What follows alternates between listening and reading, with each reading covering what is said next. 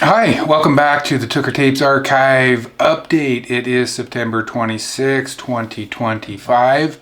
I meant to do an update yesterday with some Radical Cheerleaders footage. You're going to see that footage at the end of this little intro. But I was having some camera issues. I still haven't quite got it worked out yet.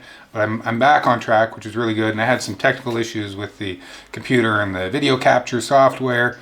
Again, I think I've got it figured out. It might not be perfect, but we're working through all of these things. I just want to read you what I wrote yesterday because I did post that Radical Cheerleader stuff on my Facebook page.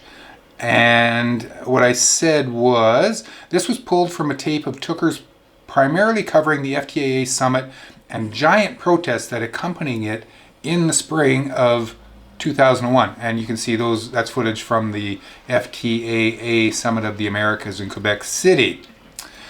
I am in week one of a massive project digitizing and archiving hundreds of tapes along the way, trying to pull some gems out to share publicly, as well as individual clips for recognizable friends and kindred spirit folk. So some of you have received some short little clips. It's exciting to see people from 25 odd years ago or so and recognize them as young people, and now we're kind of in the middle ages of our lives. It's kind of funny. I go on to say it's a lot of work. The emotional and mental toll is fairly heavy, but I'm going for it. Very grateful to Angela for reigniting this project and for bringing me on board. It's a huge thing, meaningful to me, not only for the work, but just to have the honor to be able to try and do justice to all of this amazing content that seemed to have disappeared from that dubbed material. All this amazing content from over the years. Oh, it's come back. We are looking to our community to help determine if this project has lasting value beyond the first few months of committed funding. So please do help us with your feedback and support.